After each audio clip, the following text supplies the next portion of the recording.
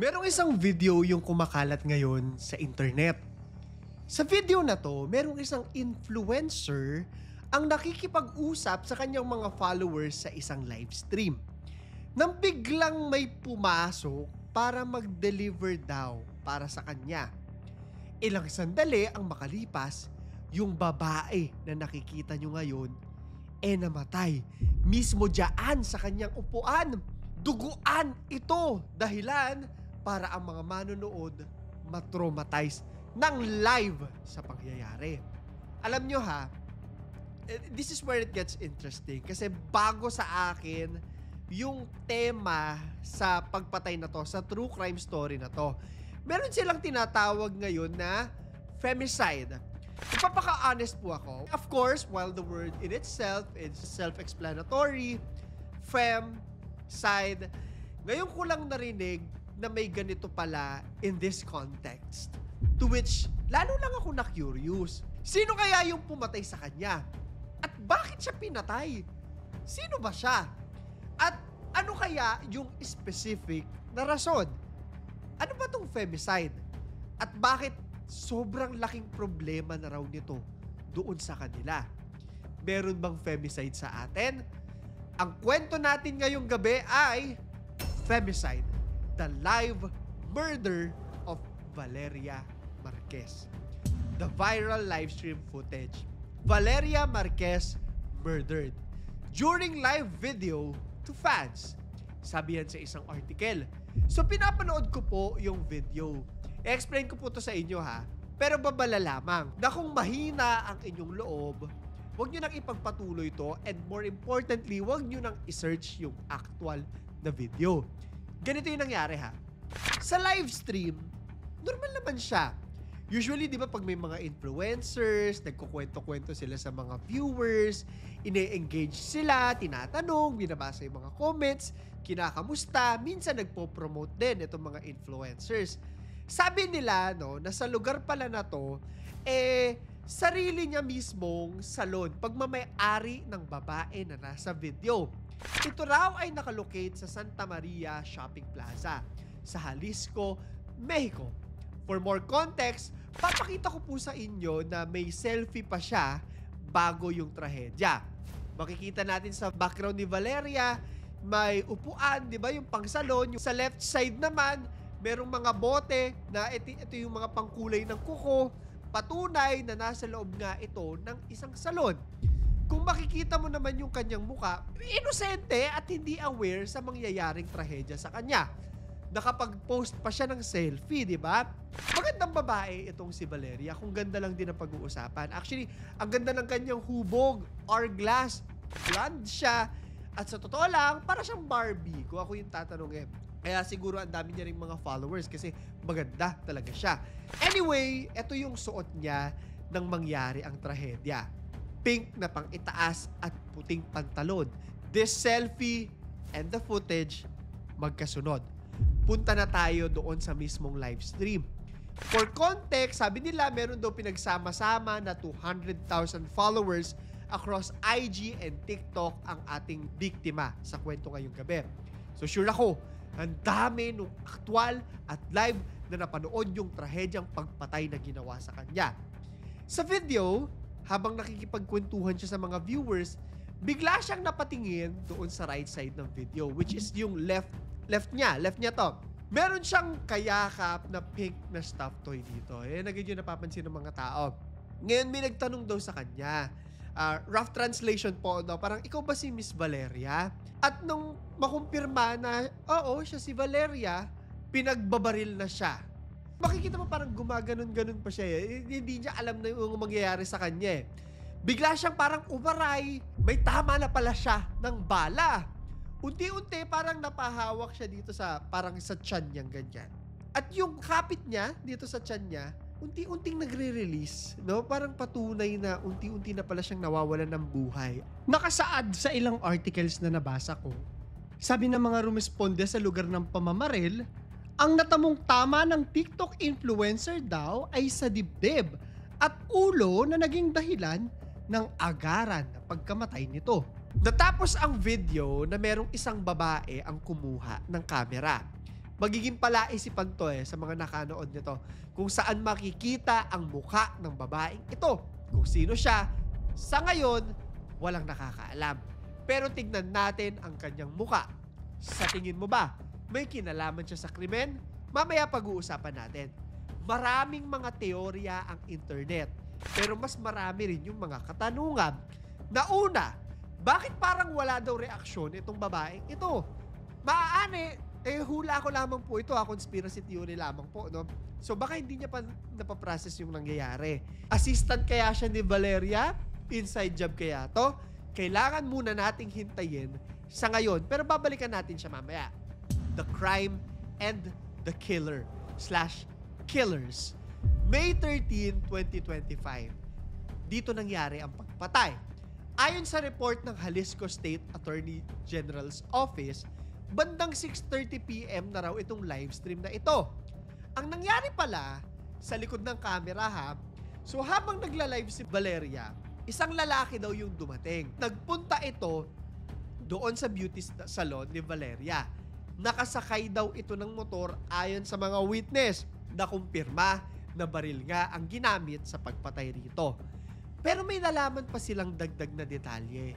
May mga plot twist pa pala. Ayon sa prosecutor's office na si Dennis Rodriguez, dalawa pala ang sakay ng motor na ito. At ang naghahanap daw kay Valeria nakasuot ng mask. Kung anong mask po to, kung pareha silang nakasuot ng mask, wala pa po tayong detalye sa ngayon. Hindi pa ito masasabi. Naka-face mask ba to o yung itim na saklo para hindi makilala? Hindi pa po natin yan masasabi sa ngayon. Ngayon, pagkabaril kay Valeria, umalis din daw agad. Pumunta at sumakay din agad doon sa dala nilang motor at tumakas na nga itong killers na ito. Ito yung mga unang pahayag ng prosecutor's office sa pagpatay na to. Ito yung facts na pwede nating paghawakan or pag-isipan. Una, na wala pa silang kahit sinong suspect. Pangalawa, kasalukuyan nilang sinusuyod yung mga CCTV footages, maging yung mga social media ni Valeria. Sa pagtingin daw nila ng mga CCTV at social media posts, maaari kasi nilang matukoy at masundan kung sino itong mga kalalakihang ito. Pangatlo, na pag-alaman nila na umaga pa lang daw pala, dahil na nga rin sa mga footage at saka mga witness, pumunta na raw ng salon itong mga lalaki. Kasi magde-deliver daw sila or magbibigay daw sila ng isang regalo para kay Valeria. I think nasabi to kay Valeria na may dumating para sa kanya. Kaya teorya ko lang po, the way I see it kasi, napanood ko rin po kasi yung video, parang hindi siya shocked or parang alam niya na darating talaga yung mga yon. Kasi ine-expect niya. Ayan ay hula ko lamang po hintayin natin sa mga susunod. Pang-apat, malaki raw ang tsansa na hindi personal na kilala ni Valeria ang mga lalaki. Dagdag to sa palaisipan natin. Kumbaga, parang sinisilip ng mga kapulisan na may chance na sila ay executioners lamang. Sila ay mga hitman lamang. At hindi talaga sila yung may intensyon na patayin si Valeria. So malaki yung chance na napag-utusan lang sila. Ibig sabihin na kung sino man ang gustong kumitil sa buhay ni Valeria, nandyan lang siya sa tabi-tabi. Pang-lima, ito na yung sinasabi ko sa inyo kanina at maraming beses nating babanggitin to. Kung babasahin nyo po yung mga articles tungkol sa pagpatay kay Valeria, laging lalabas itong mga salitang to Sabi ng prosecutor's office na iniimbestigahan nila ang pangyayari na posibleng femicide. Okay. As the word suggests, isa itong gender-based violence na tumatarget sa kababaihan. Fem. At ang nakakatakot dito, kasalukuyan daw nakalat ito sa Mexico. At kadalasan yung mga gumagawa, hindi napaparusahan. Ngayon ito, merong mga teorya ang mga kababayan ni Valeria kung sino ang mga maaaring gumawa nito sa kanya. Magdi-disclaimer lamang po ako Itong bahagi ng kwento nating ito ay theories, conspiracy theories at hindi aktwal na resulta ng mga investigasyon. However, i-discuss natin ito, pero please take note, hinala at haka-haka lamang ang mga ito. Do not take them as facts. The suspects. So wala pang opisyal na pinapangalan ng suspect po, no, sa pagpatay kay Valeria. Pero ito yung mga hinala. Unang suspect ay ang ex-boyfriend daw nito. Meron kasing mga screenshots or may past issues na mula sa mga posts mismo ni Valeria sa kanyang stories na maaaring nag-hint na posible na may motibo yung ex-boyfriend niya. Sa mga screenshots, makikita yung mga salita na, "I don't love me getting in trouble with him. More when he arrives. You don't know my worst sides." So, hinihinala ng mga netizens na parang threat ito. Kung konektado man ito sa nangyari, hindi natin alam. Okay? Ulit ha, disclaimer, wala tayong mapapatunayan kahit anong link sa krimen. Teorya lamang. If anything, baka naman normal na mag-away, although hindi dapat nagte-threaten, no? Baka normal na away lang nila to. Pero kung threat man, kung totoo man, isang malaking kungha, somehow, it fits to the narrative. Pangalawa, may mga nagsasabi na baka may kinalaman ito sa kartel. Alam na po natin na may ganun silang background, di ba? Spekulasyon, pero yung mga kartel, kilala sila sa paggawa ng organized crime. At parang na-organize yung krimen, di ba? Kasi hinahanap siya, may mga killers, organized crime. Pangatlo, yung misteryosong babae sa live stream, baka malaki yung chance no, na napagtripan lang din siya ng internet kasi siya yung nakita.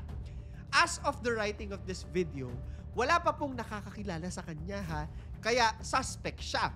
Most likely, pag napanood nyo na tong video na to, nakilala na siya ng tao sa internet. Pero ang hula ko po, baka kaibigan siya or siya yung nag-a-assist kay Valeria sa pag-influencer niya, sa pag-live niya, or doon mismo sa salon. I might be wrong. Kung sa puntong ito, kilala nyo na siya, ikwento nyo na lang po sa ilalim ng ating comment section. Magwa-warning lamang po ako ha, mahalagang tandaan na ang mga ito ay pawang haka-haka lamang at wala pang konkretong ebidensya na nag-uugnay sa alinman sa mga ito sa krimen. At ang tanging dahilan kung bakit natin ito dinidiscuss ay para aware kayo na wala ngang ebidensya laban sa kanila. At alam ko po na matatalino kayo at kaya nyo nang gumawa ng sarili nyong research tungkol sa mga facts ng kwentong ito. Napakarami pong articles online na pwede nyong basahin. But speaking of facts, okay, meron tayong importanteng pag-uusapan, i-discuss. Ito yung salitang kanina pa natin binabanggit ng paulit-ulit. Ang salitang femicide. Bakit siya kailangan pag-usapan? Maaari kasi na sa pag-discuss natin dito, manarrow down natin no, yung listahan na maaaring nagpapatay o pumatay kay Valeria. Ito na, mabigat siya. Sa buong mundo, merong tinatawag na machismo culture. Ingrained dito yung sexism at mga institusyon na hindi nag-a-acknowledge ng responsibilidad nila for gender-based violence. Marami yan. Ay, lalaki yan. Pwede silang mambabae. Ay, lalaki yan. Pwede silang mambugbog ng babae. Totoo yan! Totoo yan sa atin pa lang. Diba? Malalim ang kulturang ito, especially sa Mexico. Yung pagkalalaki na tinatawag, importante sa kanila yung ganun eh. Alam mo, miski sa atin, di ba? Trabaho, sa sports, sabihin na natin gaming, di ba? Politiko, entertainment. Marami hanggang ngayon na mababa ang pagtingin sa kababaihan. Hindi ko alam kung marami tayong kaso ng femicide, pero totoo na merong ganyang judgment pa rin sa kababaihan. Pag babae, hindi capable, mas mahina, aanga-anga. Yan yung pilit na nilalabanan nating stigma na miski ako po ang magsasabi sa inyo, walang katotohanan. Okay? Wala. Pasisimplehin pa natin. Ang femicide ay ang institusyonal na pagpatay sa kababaihan. Institusyon ha, dahil lamang sa kanilang gender. At nag-uugat ito sa mga importanteng salita ha, misogyny, sexism, at societal power imbalances. Maraming mga parte ng society na bawal mamuno ang kababaihan. Alam nyo na yan, hindi na natin babanggitin. Malaki yung role nun dito. Ngayon, gaano ito kalala sa Mexico? Tingin tayo sa mga datos ha. Noong 2023, nagkaroon ng pag-aaral yung mga academics doon sa Mexico. At nalaman nila, pataas ng pataas yung mga kaso doon sa kanilang bansa. In fact, mas mabilis pa kaysa sa ibang mga violent crimes. Ganito siya katindi. Around 10 to 11 kababaihan yung pinapatay araw-araw. Oo, araw-araw talaga. Eto pang matindi dito. Less than 5% lang sa mga kaso yung na-convict. Napakaliit, di ba? Ilan yung 5% ng 50,000? Ang liit nun! So parang normal na lang siya, okay, may namamatay na babae araw-araw, move on na tayo, tapos na. Sabi nila ha, so bakit ganun? Bakit okay lang na namamatay? Bakit parang wala lang? Papasok ngayon yung salitang victim blaming. At sa atin, buhay na buhay din yan. Ay, pokpok kasi manamit yan. Okay lang Ay, dagger kasi ang nanay na yan eh. So deserve yan bugbugin ng tatay. Di ba? Napakasimpleng mga salitaan, pero ang tindi pala ng epekto sa mga kababaihan. Di ba? Di ba? Delikado at hindi natin dapat suportahan. Personally, hindi ko po sinusuportahan. Ito pang isang added layer dito, no? Sa palaisipan, sa kwento natin ngayong gabi, pinipilit nila alamin, importante to eh, kasi aware ba o hindi yung mga killers na naka-live si Valeria? Kung hindi sila aware, dapat malinis yung trabaho, walang makakaalam. Pero, if aware sila na naka-live si Valeria, it changes everything. Kasi kung naka-live si Valeria, ibig sabihin gusto nilang ipakita yung nangyari. Which means na power play ito, na makakadagdag lang sa usapin na femicide nga ito. Okay. Alam nyo ba ha, just a few days ago, bago itong pagpatay kay Valeria, meron pang isa na pinatay din. Naka-livestream din. Isang mayoral candidate na si Yesenia Lara Gutierrez. Babae ulit. Habang nakikipagkamayan daw to, no, dun sa kanyang kampanya, pinagbabaril siya, pati yung mga kasama niya. Of course, dahil din sa mga kasong to, marami naman yung mga nagsasagawa ng mga batas para labanan siya. Pero patunay ito that femicide 100% exists. Medyo matindi lang sa Mexico. Sila yung isa daw sa mga highest rates of femicide sa buong mundo. Aftermath. Matapos yung pangyayari, Miyerkules, ay taken down na yung account ni Valeria. Wala na daw yun. Pero yung footage ng kanyang livestream, kalat na sa internet. Napakarami nga nagme-message sa akin ito. Sinesend pa sa akin yung footage. So dahil dito, at dahil aware na rin yung mga tao sa buong mundo sa nangyari, nagkaroon ng maraming tributes at pag-alala para kay Valeria. Marami rin kasi siyang fans. Pero dahil din sa pagpatay na to at sa ibang pagpatay pa sa mga kababaihan, nabuhay yung kanilang damdamin. Unrelated to kay Valeria, no? Pero in December 2024, mismong yung presidente nila na si Claudia Sheinbaum, sabi niya, in the face of any femicide, zero impunity. In the face of sexual violence against women, zero impunity. Nilalabanan talaga nila. Sa ngayon, tuloy-tuloy ang investigasyon sa pangyayari. Kasalukuyan daw na ino-autopsy ang katawan ni Valeria dito sa Forensic Medical Service Facilities ng Jalisco. Pero may isa tayong mahalagang pag-uusapan at yan ay si Valeria mismo. Who is Valeria Marquez? Napakabata pa pala niya. Si Valeria ay 23 years old lamang na isang Mexican beauty influencer, modelo, negosyante, at bago nga yung pagkapatay niya, ang dami niya talagang mga followers. Bilang isang negosyante, siya yung nagmamay-ari nga ng Blossom the Beauty Lounge kung saan siya pinaslang. Bilang isang modelo naman, 2021 nanalo daw siya bilang Miss Rostro. Nagpatibay daw ito sa kanyang reputation sa industry ng beauty at fashion. Bilang isang influencer naman, nagme-makeup tutorials siya, skincare routines, at nag-share din ng kanyang personal tips. Kilalang kilala raw si Valeria, ayon sa mga komento ha, sa kanyang masayahin at positibong pananaw sa buhay. Marami sa kanyang mga taga-subaybay yung humahanga sa dedikasyon niya sa pagpapalaganap ng kagandahan nga at self-care. Ang kanyang mga post ay madalas na nagpapakita ng mga products niya doon sa kanyang salon, mga bagong makeup looks, at mensahe ng empowerment nga para sa kababaihan.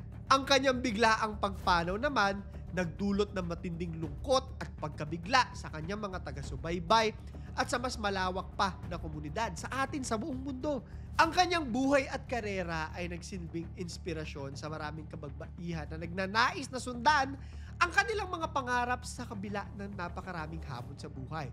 Sa kabila ng napakaraming kalalakihan na gustong ibaba ang mga kababaihan. Sa kabila ng kanyang maikling buhay, si Valeria nag-iwan ng malalim na marka sa mundo ng social media at beauty. At ang kanyang alaala ay patuloy na mabubuhay sa puso ng kanyang mga tagahanga at taga-subaybay. Kung ano man ang kahinatnan ng investigasyon sa pagkamatay ni Valeria, 100% sure na nag-aabang lahat sa buong mundo. Mula sa mga content creators, true crime enthusiasts, and most importantly, women. Nakaabang sila at umaasa na sana gamitin ang kwento ni Valeria para mabago ang baluktot na pakikitungo ng lahat ng kalalakihan para sa mga kababaihan. Ito yung question of the day natin po. No? Medyo mabigat. I want you to answer truthfully. Pero kung hindi nyo po kaya, it's okay. Mag-like, subscribe at notification bell kayo para sa 1,000 Gcash giveaway natin. Pinopost po natin ang winner every first upload of the month. Ito na yung tanong ko. Sa atin ba dito sa Pilipinas, masasabi nyo ba na mababa pa rin ang tingin ng mga kalalakihan sa mga babae? Naging saksi na ba kayo sa isang krimen o pangyayari kung saan argabyado ang isang babae o ikaw ba mismo ang naka-experience nito? Ikwento mo sa ilalim. So, yun lamang po. Ito si Claro III. Papaalam.